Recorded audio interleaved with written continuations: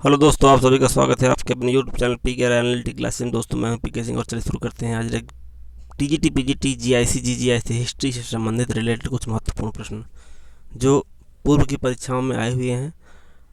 उन्हीं से संबंधित हम कुछ जानकारी आज अर्जित करेंगे। ठीक है, तो चलिए शुरू करते हैं पहले क्वेश्चन से।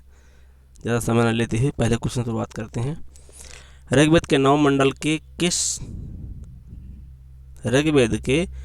मंडल के सभी सूक्त किस देवता को समर्पित हैं? ठीक है, तो ये जो है आपका इंद्र है, अग्नि है, सोम है या रुद्र है। ठीक है, तो जो इसका आंसर हो जाएगा आपका वो हो जाएगा सोम।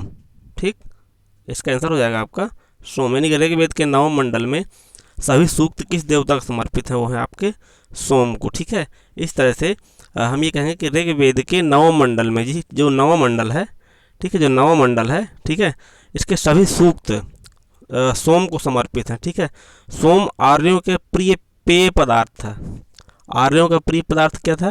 प्रिय पेय पदार्थ क्या था? आर्यों का सोम था। ठीक है, आर्यों का प्रिय पेय पदार्थ क्या था? ये सोम था।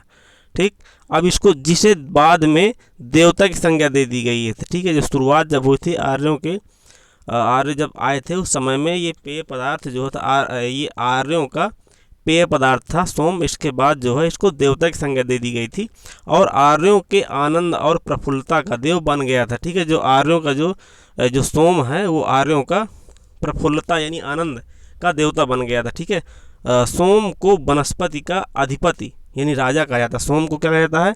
वनस्पति का अधिपति। अधिपति मतलब क्या होता है? राजा। ठीक है, अधिपति। ठीक है, अधिपति को हम राजा भी कहते हैं। ठीक है, इस तरह से सोम जो है अधिपति कहते हैं, किसका? वनस्पति का राजा कहते हैं। ठीक है, ऋग्वेद में कुल कितने मंडल हैं? 10 मंडल हैं। ठीक है, ऋग्वेद में कुल कितने मंडल हैं? 10 मंडल हैं। ठीक है, 10 मंडल हैं। ठीक, इनमें से जो 2 से लेकर के 7 तक के जो मंडल हैं वो सबसे पुराने मंडल हैं। ठीक है, सबसे पुराने मंडल हैं। कौन से? 2 से लेकर के 10 तक के जो मंडल हैं सबसे पुराने मंडल हैं, जबकि पहला, 9वां और 10वां ये मंडल परवर्ती काल के यानी कि इसके बाद के काल के लिखे हुए हैं। कौन कौन से? पहला, 8वां, 9वां और 10वां ये जो मंडल लिखे गए हैं ये जो है परवर्ती काल के लिखे हुए मंडल हैं। ठीक है, इस तरह से इसके अलावा जो 10वां मंडल है जिसे हम पुरुष सूक्त भी कहते हैं, जो 10वां मंडल है हमारा उसको हम पुरुष सूक्त क्या कहते हैं? क्या कहते हैं? पुरुष सूक्त। ठीक है, इस तरह से 10वें मंडल को हम क्या कहते हैं? पुरुष सूक्त भी कहते हैं। ठीक है, जिसमें 4 वर्णों का उल्लेख किया गया है। कितने वर्णों का? 4 वर्णों का उल्लेख किया गया है। कौन कौन से हैं वो हैं आपके ब्राह्मण, क्षत्रिय, वैश्य और शूद्र। ठीक, इस तरह से इसके अलावा एक चीज़ और है, जो ये 10 मंडल हैं उनमें से मैं आपको एक ट्रिक बताना चाहूँगा कि कौन सा मंडल किस ऋषि के द्वारा रचित किया गया है, लिखा गया है, उसकी रचना की गई है। ठीक है, तो इसका एक ट्रिक है, बहुत छोटा सा ट्रिक है और उसको ध्यान देना है, आपको नोट भी करना है।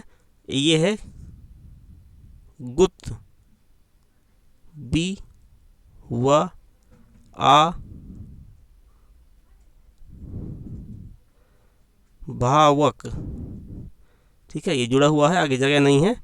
इस तरह से इसको जो है ये गुत बिवा आभावक। ठीक है, गुत मतलब होता है गुत समद। ठीक है, ये जो है गुत समद थे। इन्होंने किसकी रचना की थी?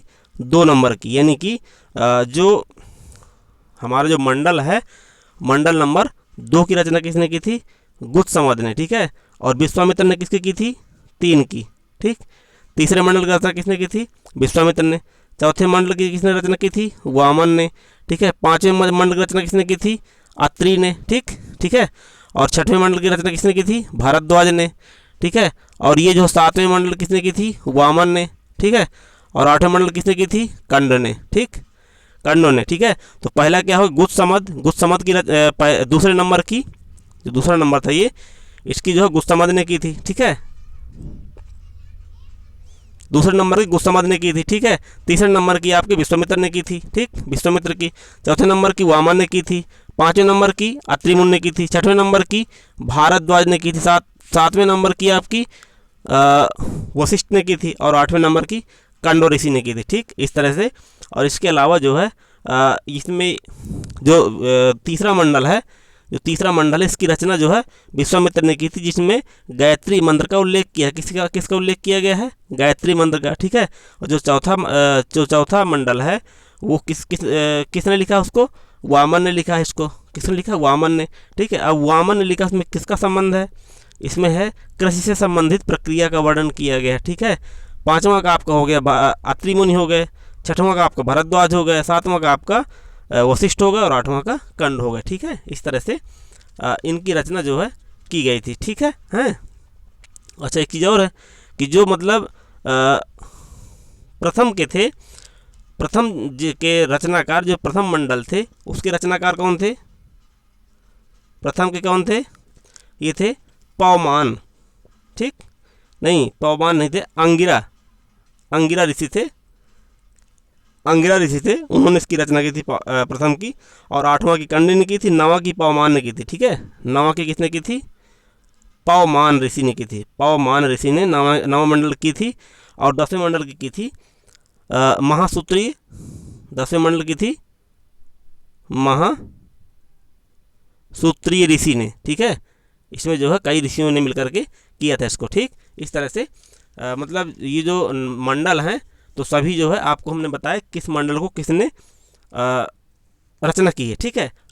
10 मंडल थे, 2 से लेकर के 7 मंडल जो है, 7 तक के मंडल सबसे पुराने हैं।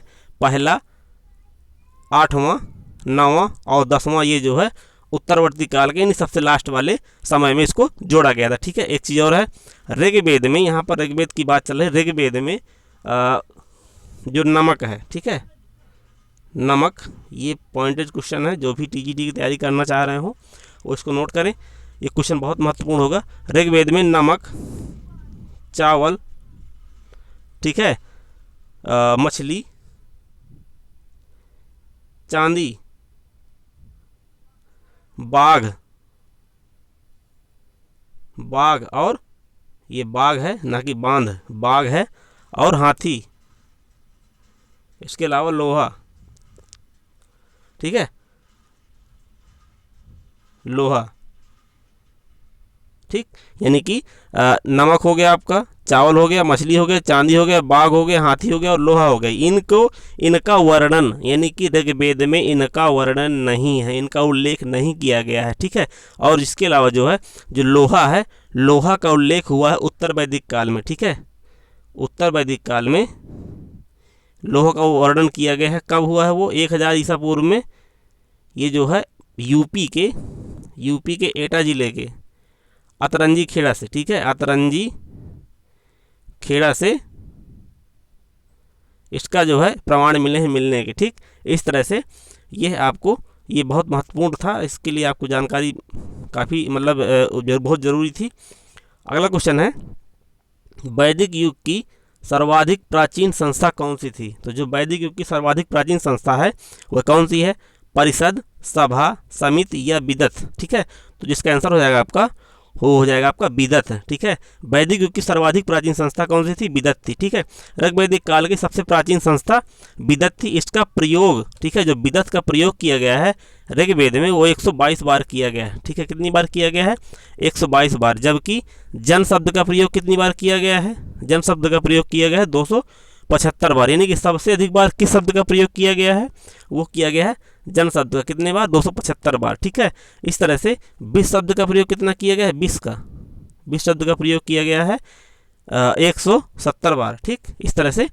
और समिति का प्रयोग किया गया, समिति का कितनी बार प्रयोग किया गया है? समिति का 9 बार किया गया है। सभा का 8 बार किया गया है। विदत का आपको मैंने बताया 122 बार किया गया है, ठीक है।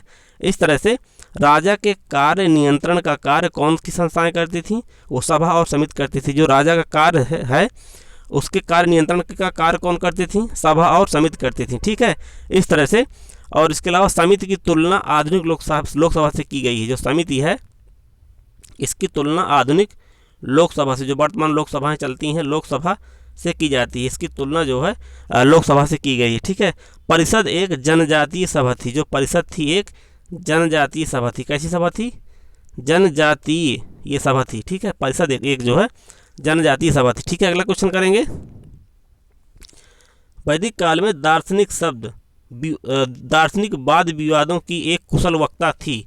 यानी कि वैदिक काल में दार्शनिक वाद विवाद जब हुआ करते थे, उसकी एक कुशल वक्ता कौन थी, उनका नाम बताना आपको, मैत्री, गार्गी, घोषा या अपाला। ठीक है, तो जो इसका आंसर हो जाएगा आपका, हो जाएगा गार्गी। ठीक, कौन हो जाएगा, गार्गी। यानी कि वैदिक सभ्यता में, वैदिक काल में दार्शनिक वाद विवादों की जो कुशल वक्ता थी वो कौन थी, गार्गी थी। ठीक है, गार्गी का जो विश्लेषण, यानी गार्गी ने जो है किसके साथ वाद विवाद किया था दार्शनिक, वो किया था आपका यज्ञवालज्ञ के साथ। ठीक है, यज्ञवालज्ञ। ठीक है, यज्ञवालज्ञ के साथ किया था। यज्ञवालज्ञ गार्गी संवाद, गार्गी संवाद किस में मिलता है, ये मिलता है आपका बृहदारण्य उपनिषद में। किस मिलता है, बृहदारण्य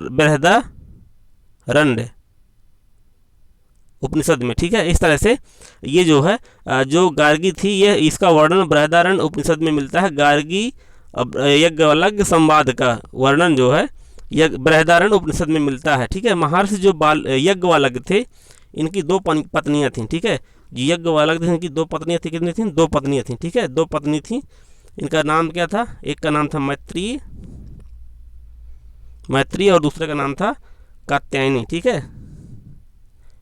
कात्यायनी। ठीक, इस तरह से दो पत्नियां थी। ठीक, ऋग्वेद में, ऋग्वेद काल में जो है ये लोपामुद्रा एक विदुषी महिला थी। लोपामुद्रा ये किन की पत्नी थी, ये अगस्त मुनि की पत्नी थी। ठीक है, अगस्त मुनि की पत्नी कौन थी, ये थी आपकी लोपामुद्रा। ठीक है, लोपामुद्रा किसकी पत्नी थी, अगस्त मुनि की। ठीक, ये जो है इस तरह से। और ऋग्वेद में जो विदुषी महिलाएं थी वो कौन कौन सी थी, ये जो है बहुत महत्वपूर्ण है, कई बार क्वेश्चन आया है। इसका एक ट्रिक है, ऋग्वैदिक काल में कौन कौन सी महिलाएं थी, जो विदुषी महिलाएं थी वो थी आपकी, उसका ट्रिक है एक तो अघो लो बिस्नी, बिस्नी। ठीक है, ये जो है ना शब्द है यहाँ पर, बिस्नी में बड़ी की मात्रा है लगी है।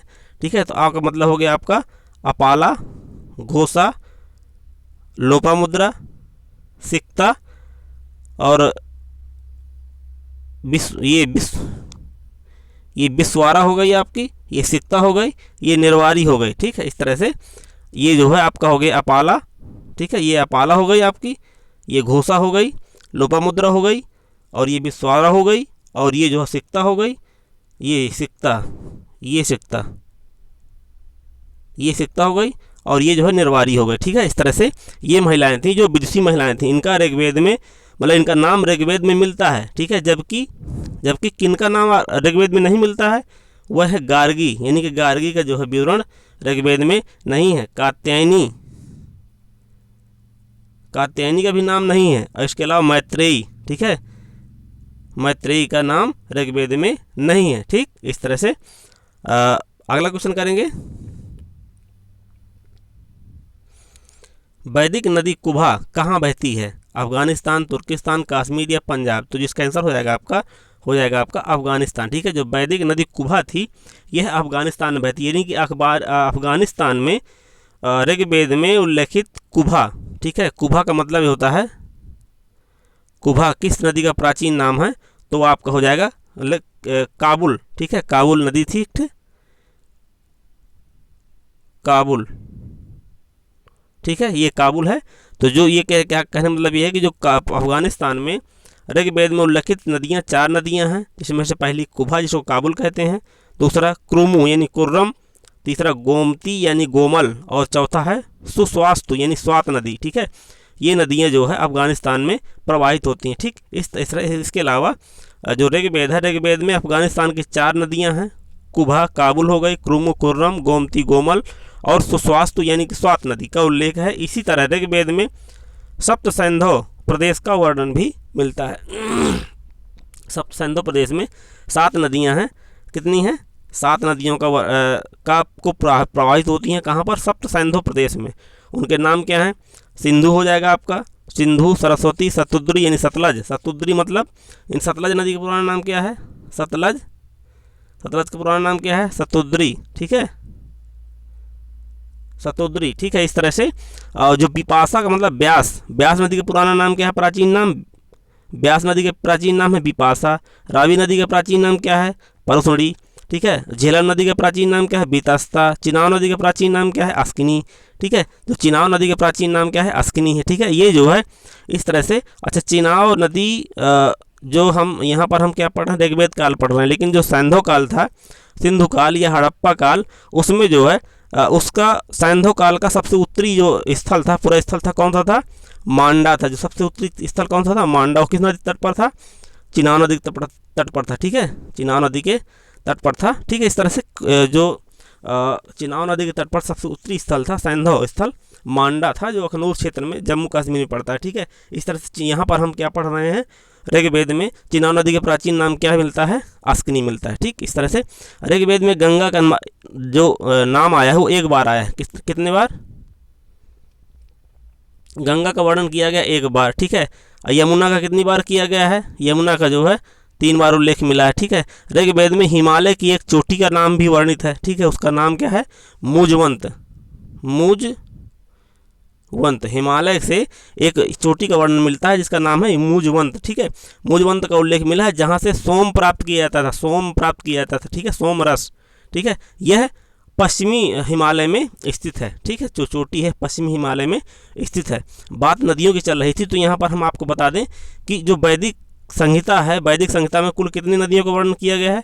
31 नदियों का वर्णन किया गया, ठीक है। 31 नदियों का उल्लेख किया है, जिसमें से नदी सूक्त में 25 नदियों का उल्लेख है। ऋग्वेद में, ऋग्वेद का एक नदी सूक्त है, उसमें 25 नदियों का उल्लेख किया गया है। ऋग्वेद में नदी सूक्त में नहीं, जिसमें सॉरी माय मिस्टेक, ऋग्वेद में नदी सूक्त में 21 नदियों का वर्णन किया गया। कितनी का? 21 नदियों का वर्णन किया गया, ठीक है। इसके अलावा जिसमें से, मतलब मैं आपको एक बार फिर से डिटेल बता दूं कि बात नदियों की चल रही थी, वैदिक सभ्यता में कुल 31 नदियों का उल्लेख किया गया, जिसमें से 25 नदियों का उल्लेख ऋग्वेद में है, ठीक है। वैदिक संहिता में कुल 31 नदियाँ हैं। वैदिक संहिता में 31 नदियाँ हैं। ऋग्वेद में 25 नदियों का ऋग्वेद में 25 नदियों का वर्णन किया गया। कितनी का? 25 का, ठीक है। और नदी सूक्त में 21 का। ऋग्वेद के नदी सूक्त में 21 नदियों का वर्णन किया गया, जिसमें सिंधु नदी का वर्णन सर्वाधिक बार है। किसका? सिंधु नदी का। सिंधु नदी का वर्णन सर्वाधिक बार किया गया, ठीक है। और इसके अलावा जबकि पवित्र नदी कौन सी थी? वो आपकी थी, सबसे पवित्र नदी कौन सी थी? सरस्वती थी। सरस्वती नदी को सबसे पवित्र नदी कहा गया है, जिसको नदीतमा यानी नदियों में प्रमुख क्या नाम दिया गया है? सरस्वती को नदीतमा मतलब होता है नदियों में प्रमुख, नदियों की माता। किसको कहा गया? सरस्वती को। सबसे पवित्र नदी कौन सी थी? सरस्वती थी। सबसे अधिक बार किस नदी का उल्लेख किया गया? सिंधु नदी का उल्लेख किया गया है, ठीक है। और इस ऋग्वेद के नदी सूक्त में कितने नदियों का वर्णन है? 21 नदियों का है, ठीक है। इस तरह से ये आपका क्लियर हो गया, ठीक। आगे अगला क्वेश्चन करेंगे। वैदिक यज्ञ परंपरा में होता का संबंध क्या होता है? मतलब होता का संबंध था किससे था? ऋग्वेद से, यजुर्वेद से, सामवेद से या अथर्ववेद से, ठीक है। जो इसका आंसर हो जाएगा आपका ऋग्वेद हो जाएगा, ठीक है। वैदिक यज्ञ परंपरा में होता का संबंध ऋग्वेद से था, ठीक है। सबसे प्राचीन ग्रंथ कौन सा है? ऋग्वेद है, ठीक है।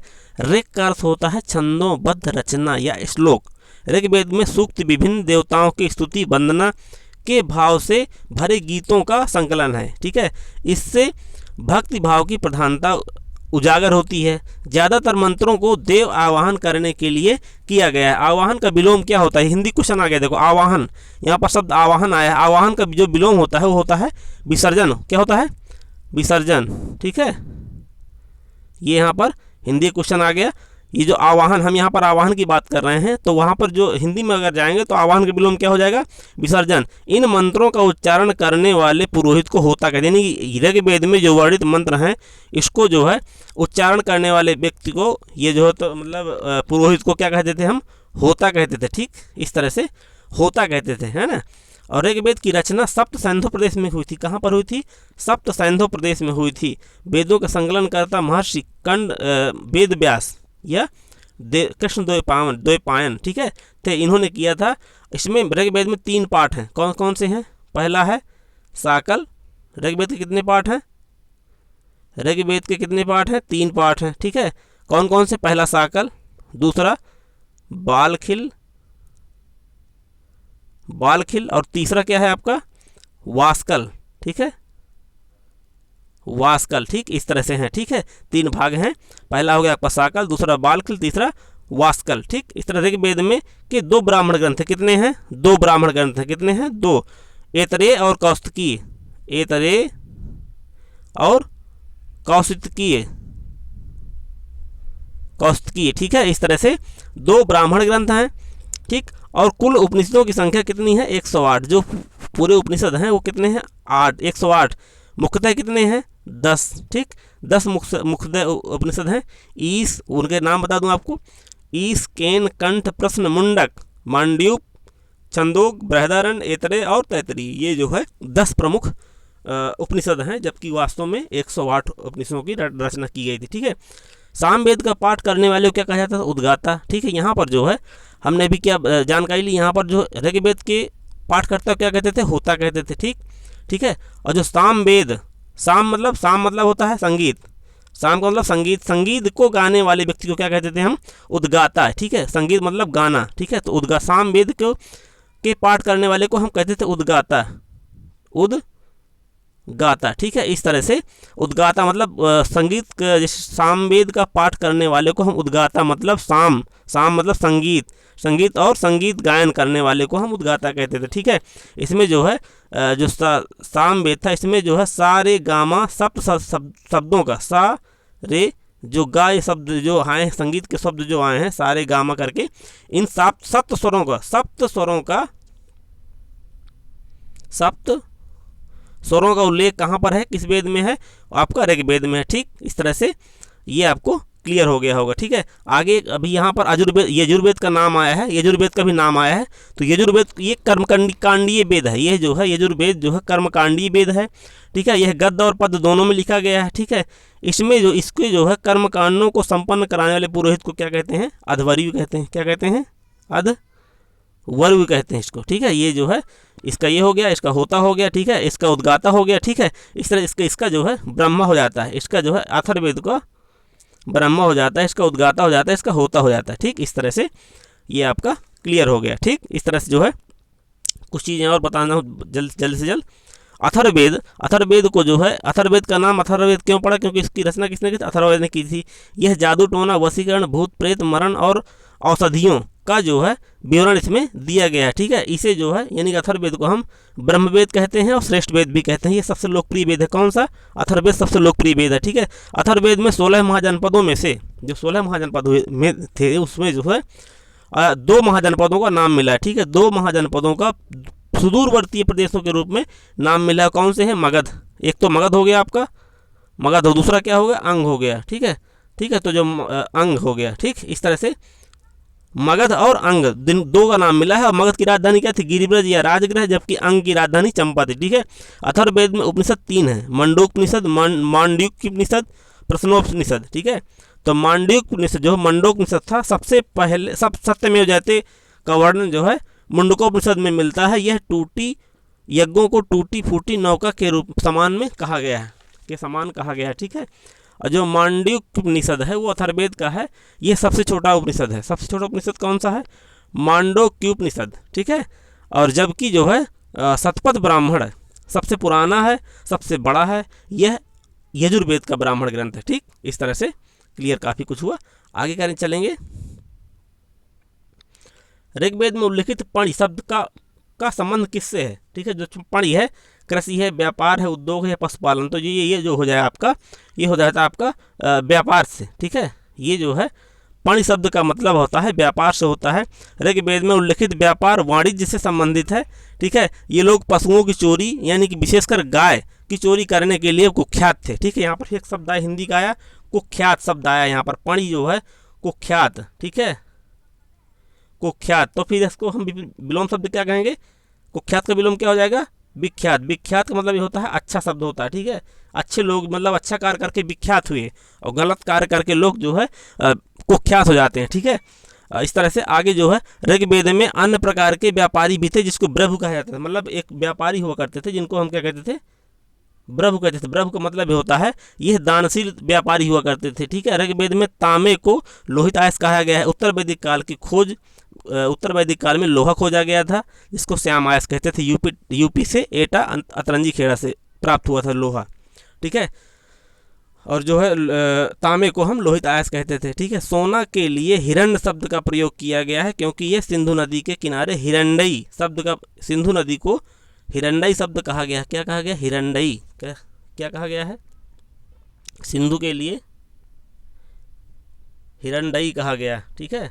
इस तरह से सोना कहाँ से प्राप्त होता था? सिंधु नदी यानी हिरण्डई नदी के किनारे से प्राप्त होता था उस समय, इसलिए इसको जो है सोना को हिरण्ड और सिंधु नदी को हिरण्डई कहा गया है क्योंकि सोना सिंधु नदी से प्राप्त किया जाता था। चांदी का उल्लेख ऋग्वेद में नहीं है, मैंने पहले बता दिया आपको। चावल नामक मछली, चांदी, बाघ, हाथी, लोहा, ये जो है का ऋग्वेद में उल्लेख नहीं किया गया, ठीक है। गले में पहने जाने वाले अलंकरण को, आभूषण को हम क्या कहते थे? निष्क कहते थे, ठीक है। एवं विनिमय भी होता था, महिला पुरुष दोनों पहनते थे, ठीक। इस तरह से ऋग्वेद में 3 प्रकार के वस्त्रों का वर्णन किया गया है। नीबी, जिसको हम अधोवास कहते थे, यानी नीबी जो है क्या होता था? नीबी जो है होता था, नीबी को शरीर के निचले स्तर पर पहनते थे, नहीं निचले भाग में पहनते थे, ठीक है। और जो वास होता था, वास को हम शरीर के मध्य भाग में पहनते थे, ठीक है। शरीर को जो है शरीर के हम मध्य भाग में पहनते थे वास को, ठीक है। जबकि जो है अधिवास का मतलब क्या होता है? अधिवास का मतलब शरीर के ऊपर से ढकने वाला वस्त्र, जैसे शाल और चादर, इस तरह से होता था, ठीक है। ये जो है काफ़ी कुछ जानकारी मिली। आगे जो अगला क्वेश्चन है आपका, गायत्री मंत्र संबोधित है, ठीक है। गायत्री मंत्र किसके लिए संबोधित है? मित्र, वरुण, सविता या इंद्र? तो जो इसका आंसर है आपका वो हो जाएगा आपका सविता के लिए, ठीक है। जो गायत्री मंत्र का वर्णन किया गया है, ये मैंने आपको बताया था पूरे डिटेल से कि जो है गायत्री मंत्र की रचना किसने की है। और ऋग्वेद के 3रे मंडल में गायत्री मंत्र का उल्लेख किया गया, इसके रचयिता विश्वामित्र थे, ठीक है।